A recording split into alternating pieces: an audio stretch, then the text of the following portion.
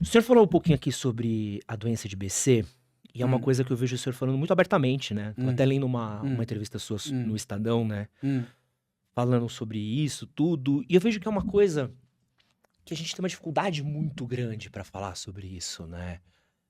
Recentemente um dos meus melhores amigos, ele perdeu a mãe, hum, e, pô, foi um baque muito hum, grande, assim, hum, né, foi uma hum, coisa que hum, ele ficou sem chão, e eu vejo que é uma conversa que a gente tem essa dificuldade de falar sobre a morte, né. Um hum, dia hum, hum, hum, nossos pais hum, morrerão, hum, nossos cachorrinhos morrerão, hum, hum, a gente pode morrer. hum, Por que que a gente, como humano, tendo como princípio que a condição humana, a hum, condição da vida é a hum, morte, né, hum, hum, hum, hum, como diria o Autocompadecido, é a única hum, certeza que a gente hum, tem da vida é a morte. hum. Por que a gente tem tanto problema de lidar com a nossa finitude, professor? Ah, isso aí é, é muito interessante mesmo. Porque nessa, nesse momento da evolução, né, da vida no planeta, chegamos num humano pitoresco. Né? Porque, diferentemente do resto dos viventes, ele tem plena consciência da sua finitude, desde muito cedo. E essa consciência é uma consciência compartilhada entre todos. A menos que você encontre, né, loucos de todo gênero, pessoas ensandecidas completas, o resto tem essa certeza mesmo de que a vida terminará. Mas ao mesmo tempo que essa evolução nos deu essa consciência de que a vida terminará, não temos as ferramentas psicológicas necessárias para levar isso de boa. E não? É o tipo Paradoxo quase, do né. abacaxi, né? Por quê? Porque de um lado temos a consciência de que é assim, e de outro lado, aparentemente, não temos o preparo, né? Ou pior do que isso, não temos as condições psicológicas necessárias para esse preparo para a finitude. Ou seja, essa, essa certeza que temos, que é um dado da nossa vida, ela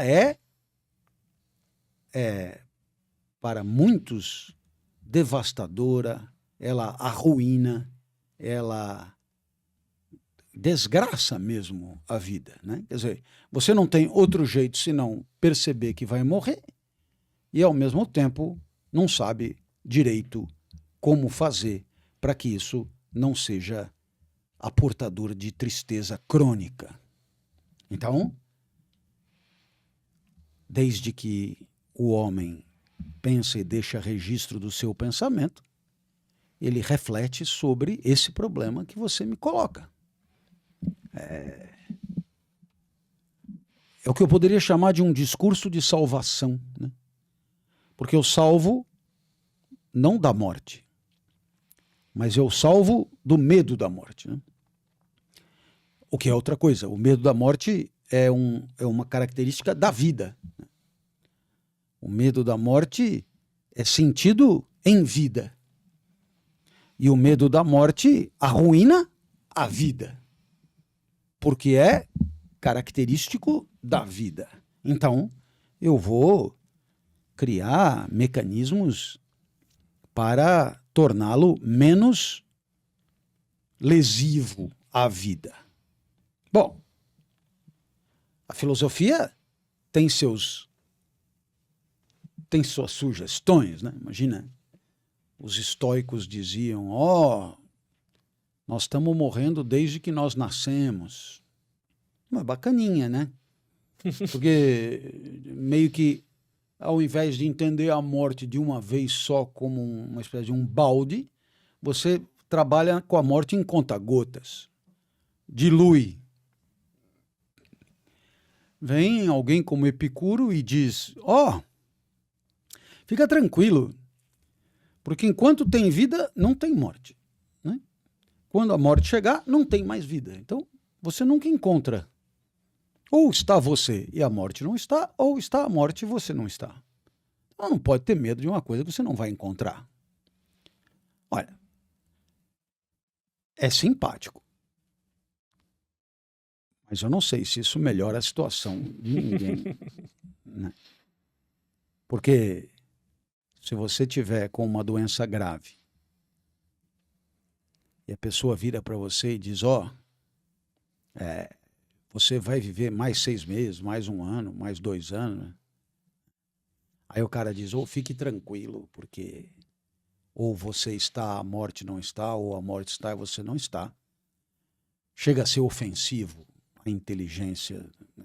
Amigo, meu problema não é encontrar, o problema é que a vida vai acabar. Encontrando ou não a morte, a vida vai acabar. Né? Então, você tem discursos de salvação mais elaborados. E aí esses remetem a soluções religiosas, digamos assim, de vida eterna, de estados de existência superiores, onde todas as mazelas da vida de carne e osso são corrigidas, consertadas, eliminadas, etc. Como você vê, tem um cardápio de soluções para você psicologicamente se proteger dessa constatação. Agora, alguns exigem fé, outros não exigem fé, mas não sei se resolvem por completo. E feliz dos que têm fé.